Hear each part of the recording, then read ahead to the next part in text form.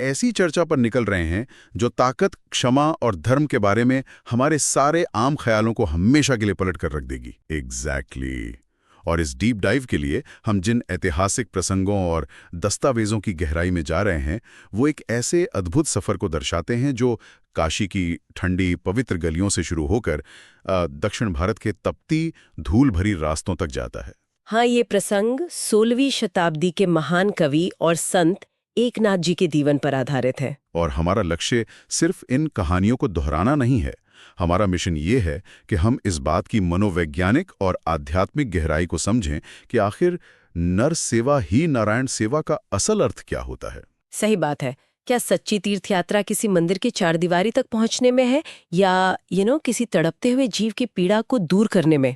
यही सबसे बड़ा सवाल है जो इस चर्चा को इतना दिलचस्प बनाता है। तो चलिए इस सफर की शुरुआत करते हैं एक ऐसे दृश्य से जिसका वर्णन इन दस्तावेजों में बेहद शांत और दिव्य तरीके से किया गया है। हाँ, काशी के घाटों का वो नजारा, राइट? बिल्कुल। अगर हम उस दौर के काशी के घाटों का तस्वूर करें तो सुबह का समय है, हवा में एक अजीब सी शांति और पवित्रता है। एक ऐसी जगह जहां की मिट्टी के हर कण में ईश्वर का वास माना जाता है। एकदम सीरीन माहौल। हाँ, ऐसे शांत माहौल में संत एकनाथ हर सुबह अपनी साधना और पवित्र स्नान के लिए निकलते हैं। हाँ। इन सोर्सेस के हिसाब से उन्होंने एक साधारण सी श्वेत यानी सफेद धोती पहनी हुई है। उनके चेहरे पर एक ऐसी निष्काम मुस्कान है जिसे देखकर लगता है जैसे उन्होंने पूरे संसार के दर्द को अपना लिया हो। उनके भीतर क्लेश या नेगेटिव इमोशंस का कोई नामो निशान नहीं। राइट।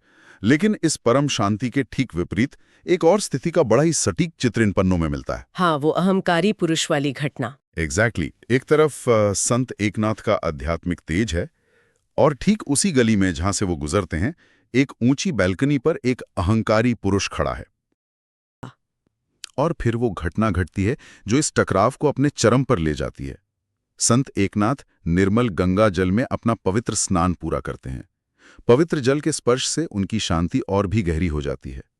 पर जैसे ही वो उस पुरानी संकरी गली से वापस लौट रहे होते हैं, वो आदमी अपनी बालकनी से उन पर थूक देता है। उस आदमी ने उन पर थूका तो वो एक रिएक्शन एक्सपेक्ट कर रहा था। वो चाहता था कि एकनाथ जी क्रोधित हों, अपमानित महसूस करें, उनके चेहरे पर शिकन आए, क्योंकि तब उस आदमी को लगता कि उसका कंट्रोल, उसकी ताकत एकनाथ जी पर चल गए। तो उसने बेसिकली अपना ट्रैप सेट किया था। बिल्कुल।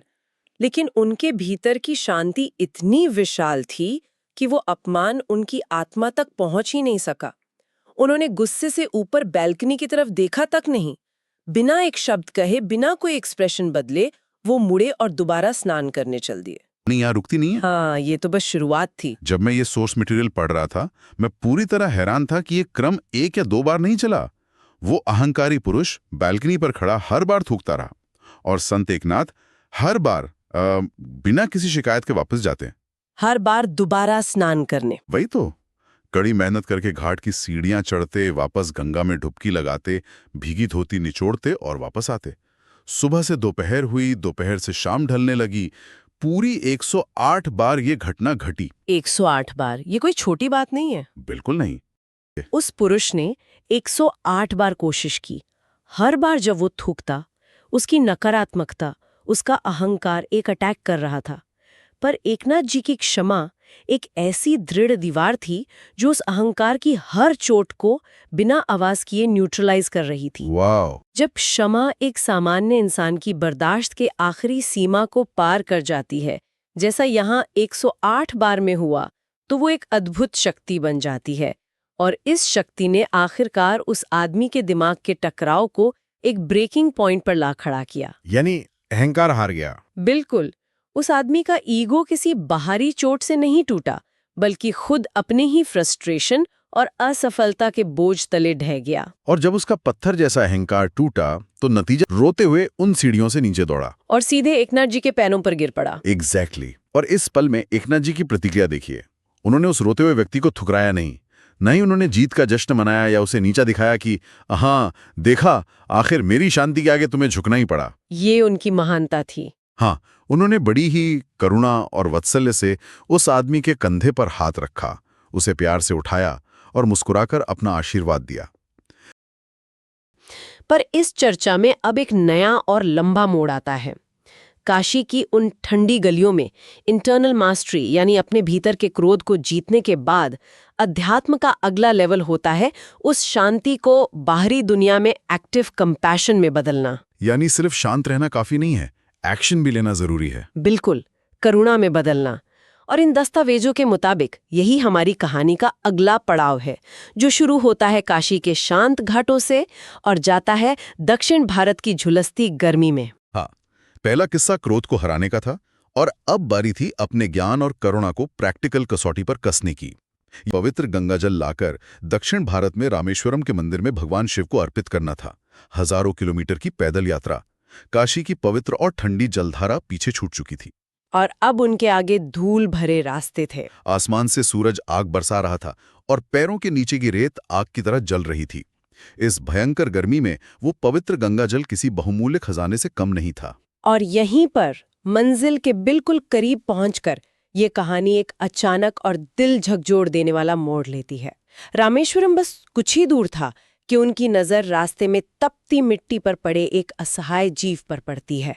एक गधा। हाँ, एक गधा जो धूप और प्यास से तड़प रहा था और अपनी आखिरी सांसें गिन रहा था। एकनाथ जी महीनों पैदल चलें, शरीर पूरी तरह थक चुका था। एक साधारण तीर्थयात्री होता तो पक्का अपना धर्म, अपनी कसम और मंजिल को ही चुनता। लेकिन यहाँ एकनाथ जी की दृष्टि एक आम तीर्थयात्री वाली नहीं थी। इन पन्नों में साफ लिखा है कि उन्होंने उस तड़पते हुए पशु में ही अपने ईश्वर का दर्शन कर लिया। उनका परम वात्सल्य जाग उठा। उन्हें उस गधे और मंदिर के भगवान में कोई फर्क ही नजर नहीं आया। यानी उन्होंने एक भी क्षण गवाए बिना इस डर के कि दुनिया क्या कहेगी या सदियों से चली आ रही परंपराएं क्या कहेंगी।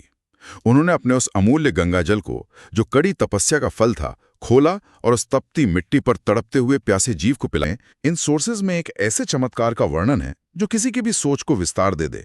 जैसे ही उस असहाय जीव की प्यास बुझी, रास्ते की धूल और उस तपती धूप के बीच अचानक एक तेज दिव्य रोशनी फैल गई। एक रूहानी अनुभव। हाँ, वो धूल से सना हुआ मृत प्राय पशु अंतर्ध्यान हो गया, यानी गायब हो गया, और उसकी जगह स्वयं भगवान साक्षात प्रकट हो गए।